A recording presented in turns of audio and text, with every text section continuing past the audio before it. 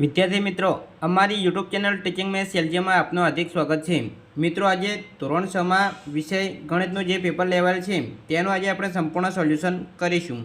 જો વિદ્યાર્થી મિત્રો તમે પૂરો વિડીયો જોશો તો તમને ખ્યાલ આવશે અને જે ગઈ સાલ આપણે વિડીયો મૂક્યો તો ગઈ સાલનો તે પ્રમાણે જ અહીં પેપર પૂછાયેલ છે।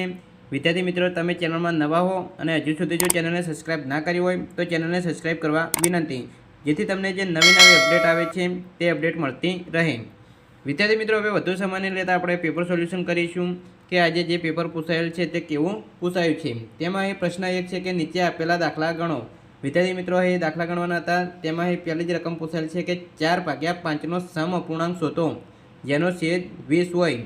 તો વિદ્યાર્થી મિત્રો, આવી સંખ્યા છે 16/20 જવાબ આવશે। 4 4 વડે ગુણીશું એટલે છેદ સમાન થશે એટલે કે છેદ 20 આવશે।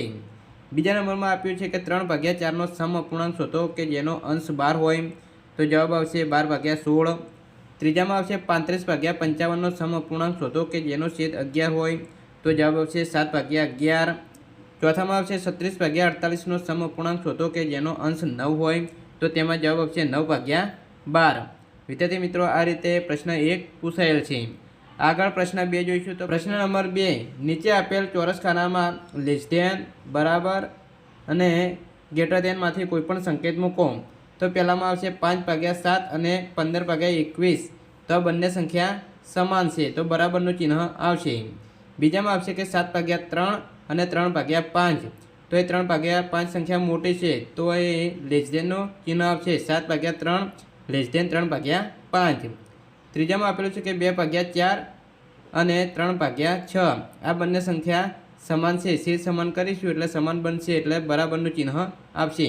ચોથા નંબરમાં આપેલું છે કે 3/5 અને 6/5। તો 6/5 સંખ્યા મોટી છે તો એ 3/5 લેસ ધેન 6/5 આ ચિહ્ન અહીં આવશે। આ રીતે વિદ્યાર્થી મિત્રો ખાલી જગ્યા પૂરવાની હતી। આગળ બીજા નંબરમાં આપેલું છે કે નીચેના દાખલા ગણો।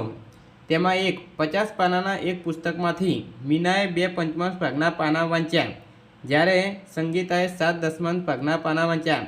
તો કોણે ઓછા પાના વાંચ્યા હશે? તો વિદ્યાર્થી મિત્રો જવાબ આવશે મીનાએ ઓછા પાના વાંચ્યા હશે। બીજામાં આપેલું છે કે સીમાએ 2/4 કિલોગ્રામ ટામેટાં ખરીદ્યા અને રોહિતે 2/1 કિલોગ્રામ ટામેટાં ખરીદ્યા। તો બંનેમાંથી કોણે વધુ ટામેટાં ખરીદ્યા હશે? તો વિદ્યાર્થી મિત્રો, અહીં સીમાએ 3 કિલોગ્રામ ઉપરાંત 2/4 કિલોગ્રામ ટામેટાં ખરીદ્યા છે અને રોહિતે 2 કિલો ઉપરાંત 1/3 કિલોગ્રામ ટામેટાં ખરીદ્યા છે। તો સૌથી વધુ સીમાએ ટામેટાં ખરીદ્યા છે। 3, કાર એ 1 કલાકમાં 2/3 ભાગનું અંતર કાપે છે અને કાર બી 1 કલાકમાં 3/5 ભાગનું અંતર કાપે છે। તો 1 કલાકને અંતે કઈ કાર દ્વારા વધુ અંતર કપાયું છે? તો જવાબ આવશે કાર એ દ્વારા। વિદ્યાર્થી મિત્રો, જો તમે ચેનલમાં નવા હો અને હજુ સુધી જો ચેનલને સબસ્ક્રાઈબ ના કરી હોય તો ચેનલને સબસ્ક્રાઈબ કરવા વિનંતી, જેથી તમને જે નવી અપડેટ આવે છે તે અપડેટ મળતી રહે। પ્રશ્ન 3a, માગ્યા મુજબ જવાબ આપો।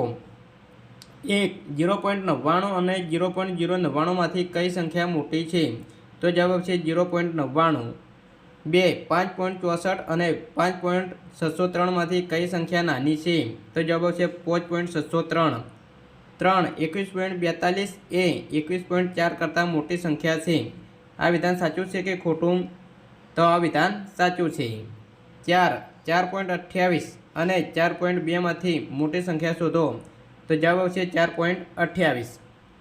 2, દશાંશનો ઉપયોગ કરી નીચેના પ્રશ્નોના જવાબ આપો। 1, 8432 મીટરને કિલોમીટર સ્વરૂપે દર્શાવો। તો કિલોમીટર સ્વરૂપે દર્શાવવા 1000 વડે ભાગીશું તો જવાબ આવશે 8.432 કિલોમીટર। બીજામાં આપેલું છે 164 પૈસાને રૂપિયા સ્વરૂપે દર્શાવો। તો 164/100 કરીશું તો જવાબ આવશે 1.64 રૂપિયા। પ્રશ્ન નંબર 4, નીચેના દાખલા ગણો। તેમાં 1, સમીરે 2 કિલોગ્રામ 280 ગ્રામ બટાટા, 3 કિલોગ્રામ 375 ગ્રામ ટામેટાં અને 5 કિલોગ્રામ 385 ગ્રામ મરચાં ખરીદ્યા। તો સમીરે ખરીદેલ શાકભાજીનું કુલ વજન કેટલું થાય? વિદ્યાર્થી મિત્રો, અહીં ત્રણનો સરવાળો કરીશું તો જવાબ આવશે 11 કિલો અને 4 ગ્રામ જવાબ આવશે। 2, સરલા પાસે રૂપિયા 26.50 હતા, તેણે 13.65નું એક રમકડું ખરીદ્યું, તો હવે તેની પાસે કેટલા રૂપિયા બાકી રહ્યા હશે? તો વિદ્યાર્થી મિત્રો, અહીં 26.50 ઓછા 13.65 પોસઠ કરીશું તો અહીં 13.65 ઓછા કરીશું તો જવાબ આવશે 12.85 રૂપિયા. આ રીતે વિદ્યાર્થી મિત્રો સરવાળા બાદબાકી પોઈન્ટવાળા પ્રશ્ન પૂછાયા છે. આગળ અહીં આપણે ગણીશું ત્રીજા નંબરે. અશોકભાઈએ સવારે 4.250 લીટર અને સાંજે 100.750 લીટર દૂધ ખરીદ્યું તો દિવસ દરમિયાન અશોકભાઈએ કુલ કેટલું દૂધ ખરીદ્યું હશે? તો વિદ્યાર્થી મિત્રો બંનેનો સરવાળો કરીશું તો જવાબ આવશે 11 લીટર. 4. ટીના પાસે 25 મીટર 20 સેન્ટીમીટર લાંબુ કાપડ હતું. તેણે ટેબલ પર પાથરવા ટેબલ ક્લોથ બનાવવા માટે 10 મીટર 80 સેન્ટીમીટર કાપડ કાપ્યું તો હવે ટીના પાસે કેટલું કાપડ બાકી રહ્યું હશે? વિદ્યાર્થી મિત્રો 25.20માંથી 10.80 બાદ કરીશું તો જવાબ આવશે 14.4 એટલે કે 14 મીટર અને 4 સેન્ટીમીટર કાપડ બાકી રહ્યું હશે. પ્રશ્ન 5. આપેલ માહિતીને આધારે આવૃત્તિ ચિહ્નનો ઉપયોગ કરી આવૃત્તિ કોષ્ટક બનાવો. વિદ્યાર્થી મિત્રો અહીં 6 ગુણમાં આવૃત્તિ કોષ્ટક બનાવવાનું છે. અગાઉ પણ આપણે જે વિડીયો મૂક્યો હતો 2024નો વિષય ગણિતનો, તેમાં પણ આ રીતે 2 એક્ઝામ્પલ પૂછાયેલ છે. તેમાં અહીં પહેલું જ પૂછેલ છે કે ધોરણ 6ના 40 વિદ્યાર્થીઓની પસંદગીની રમતો નીચે મુજબ છે. આને આધારે આવૃત્તિ ચિહ્નનો ઉપયોગ કરી અને આવૃત્તિ કોષ્ટક બનાવવાનું હતું. આગળ બીજું પણ એ રીતે પૂછાયેલું છે. તેમાં શ્વેતાએ ધોરણ 6ના 33 વિદ્યાર્થીઓના બૂટના નંબરની માહિતી એકઠી કરી તો તેણે મેળવેલ માહિતી નીચે પ્રમાણે છે. એનું પણ આવૃત્તિ કોષ્ટક બનાવવાનું હતું. આગળ આપણે પ્રશ્ન નંબર 6 જોઈશું. નીચેના ચિત્ર આલેખનું અવલોકન કરી પ્રશ્નોના જવાબ આપો. 1. નીચેનો ચિત્ર આલેખ વર્ગના 30 વિદ્યાર્થીઓમાંથી અગાઉના અઠવાડિયામાં ગેરહાજર વિદ્યાર્થીઓની સંખ્યા દર્શાવે છે. તો વિદ્યાર્થી મિત્રો અહીં આલેખ આપેલો છે અને તેના આધારે પ્રશ્નોના જવાબ આપવાના છે. તેમાં એ દિવસ આપેલા છે સોમવાર, મંગળવાર, બુધવાર, ગુરુવાર, શુક્રવાર, શનિવાર અને ગેરહાજરની સંખ્યા. અહીં જે એક ચિહ્ન છે તેના બરાબર એક ગેરહાજર વિદ્યાર્થી સમજવાનો. અહીં પહેલું જ પૂછાય છે કે કયા દિવસે સૌથી વધારે વિદ્યાર્થીઓ ગેરહાજર રહ્યા? તો જવાબ આવશે શનિવાર. 2. કયા દિવસે બધા જ વિદ્યાર્થીઓ હાજર છે? તો જવાબ આવશે શુક્રવાર. C. કયા દિવસે એક સરખી સંખ્યામાં વિદ્યાર્થીઓ ગેરહાજર રહ્યા? તો જવાબ આવશે મંગળવાર અને ગુરુવાર. D. અઠવાડિયા દરમિયાન કુલ કેટલા વિદ્યાર્થીઓ ગેરહાજર રહ્યા? તો બધાની ગણતરી કરીશું તો 22 વિદ્યાર્થીઓ ટોટલ ગેરહાજર રહ્યા છે. વિદ્યાર્થી મિત્રો આ રીતે આલેખ ઉપરથી પ્રશ્નોના જવાબ આપવાના હતા. આગળ બીજા નંબરમાં જોઈશું કે એક વસાહતમાં રહેતા લોકોના વાહનોનો ચિત્ર આલેખ નીચે દર્શાવેલ છે. વાહનો બાઇક, સાયકલ, કાર, એક્ટિવા. અહીં લોકોની સંખ્યા આપેલી છે અને જે એક ચિહ્ન છે એના બરાબર 10 લોકો લેવાના છે. તો પહેલાં એ આવશે કાર ધરાવતા લોકોની સંખ્યા કેટલી? તો જવાબ આવશે અહીં 5 ચિત્ર છે એટલે 50. 2. કેટલા લોકો સાયકલ ચલાવે છે? જવાબ આવશે 30. C. બાઇક અને એક્ટિવા ધરાવતા લોકોની કુલ સંખ્યા કેટલી? તો બંનેનો સરવાળો કરીશું તો જવાબ આવશે 120. D. બાઇક અને સાયકલ ધરાવતા લોકોની સંખ્યાનો તફાવત શોધો. તો જવાબ આવશે 20. વિદ્યાર્થી મિત્રો આ રીતે આલેખ ઉપરથી પ્રશ્નોના જવાબ આપેલા છે. હવે પ્રશ્ન નંબર 7 એ જોઈશું. કૌંસમાં આપેલા વિકલ્પોમાંથી સાચો વિકલ્પ પસંદ કરી ખાલી જગ્યા પૂરો. તેમાં એક લંબચોરસની લંબાઈ 5 સેન્ટીમીટર અને પહોળાઈ 4 સેન્ટીમીટર છે તો તેની પરિમિતિ ખાલી જગ્યા સેન્ટીમીટર થાય. જવાબ આવશે 18. 2. એક ચોરસની બાજુની લંબાઈ 100 સેન્ટીમીટર છે તો તેનું ક્ષેત્રફળ બરાબર ખાલી જગ્યા ચોરસ સેન્ટીમીટર થાય. જવાબ આવશે 36. 3. ભૌમિતિક બંધ આકૃતિની બધી જ બાજુઓના માપના સરવાળાને આકૃતિની ખાલી જગ્યા કહે છે. જવાબ આવશે પરિમિતિ. 4. એક ચોરસની પરિમિતિ 24 સેન્ટીમીટર છે તો આ ચોરસની બાજુઓની લંબાઈ ખાલી જગ્યા સેન્ટીમીટર થાય. જવાબ આવશે 6. 5. એક નિયમિત પંચકોણની પરિમિતિ 40 સેન્ટીમીટર છે તો આ પંચકોણની બાજુઓની લંબાઈ ખાલી જગ્યા સેન્ટીમીટર થાય. જવાબ આવશે 8. વિદ્યાર્થી મિત્રો આ રીતે ખાલી જગ્યામાં પૂછાયેલ છે. આગળ આપણે જોઈશું તો અહીં બી આપેલ છે માગ્યા મુજબની ગણતરી કરો. તેમાં 1. જો દરેક બાજુનું માપ 2 સેન્ટીમીટર હોય તો આપેલ આકારની પરિમિતિ શોધો. તો એ ટોટલ 10 બાજુઓ આપેલી છે અને એક બાજુનું માપ 2 સેન્ટીમીટર છે તો 10 × 2 એટલે 20 સેન્ટીમીટર પરિમિતિ થશે. 2. એક ટેબલની ઉપરની સપાટીનું માપ 3 મીટર 20 સેન્ટીમીટર અને 2 મીટર 50 સેન્ટીમીટર છે તો ટેબલની પરિમિતિ શોધો.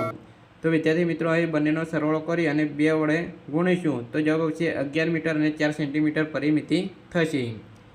3. એક બગીચાની લંબાઈ 20 મીટર અને પહોળાઈ 15 મીટર છે તો બગીચાનું ક્ષેત્રફળ. તો બંનેનો ગુણાકાર કરીશું તો 20 × 15 એટલે કે 300 મીટર બગીચાનું ક્ષેત્રફળ થશે. C. કોયડા ઉકેલો ગમે તે એક. તેમાં એક ત્રિકોણની 2 બાજુઓના માપ 11 સેન્ટીમીટર અને 13 સેન્ટીમીટર છે જો આ ત્રિકોણની પરિમિતિ 34 સેન્ટીમીટર હોય તો તેની ત્રીજી બાજુનું માપ કેટલું થાય? તો વિદ્યાર્થી મિત્રો ટોટલ પરિમિતિ 34 છે, તેમાંથી બે બાજુનો સરવાળો કરીશું તો સરવાળો થશે 24. તો 34માંથી 24 બાદ કરીશું તો 10 સેન્ટીમીટર ત્રીજી બાજુનું માપ આવશે.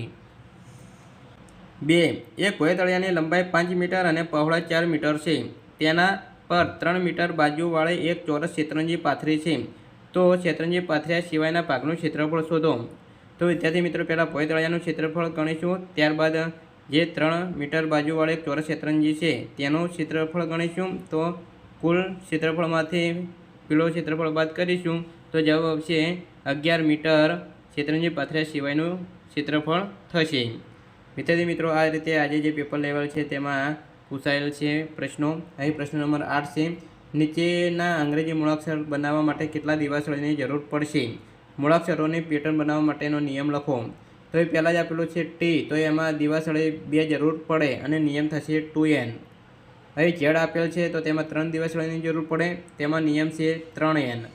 ત્રીજામાં આપેલું છે યુ, તો તેમાં 3 દિવાસળીની જરૂર પડે, તેનો નિયમ થશે 3n.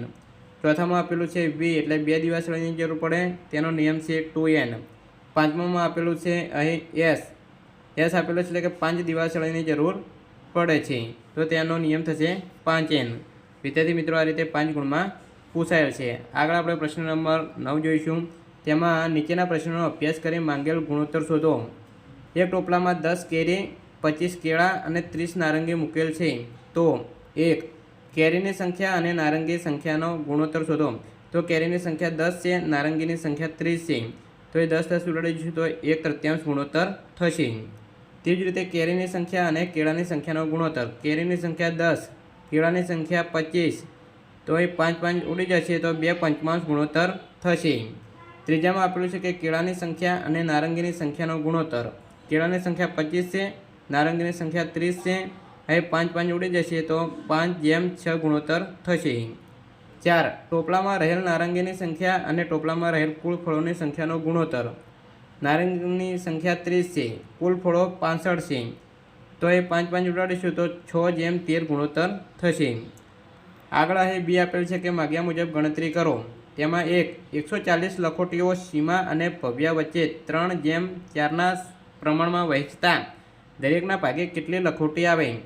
તો વિદ્યાર્થી મિત્રો ટોટલ લખોટીઓ 140 છે, તેમાં 3 ભાગ સીમાના છે તો 60 લખોટીઓ સીમાને આવશે અને 4 ભાગ ભવ્યાના છે તો 80 લખોટીઓ ભવ્યાને આવશે. 2. આપેલ સંખ્યા પ્રમાણમાં છે કે નહીં તે ચકાસો. તો એ 33 થી 44 થયા એટલે 11 વધ્યા, પછી 75 થયા એટલે વધારો બહુ થાય છે એટલે 55 થતા નથી, એટલે કે આ પ્રમાણમાં નથી. 3. જો 4 ડઝન કેળાની કિંમત 180 રૂપિયા હોય તો 90 રૂપિયામાં કેટલા ડઝન કેળા ખરીદી શકાય? તો વિદ્યાર્થી મિત્રો અહીં 90 રૂપિયા એટલે 180ના અડધા છે તો 4 ડઝનના અડધા થશે 2 ડઝન, તો 2 ડઝન કેળા ખરીદી શકાય.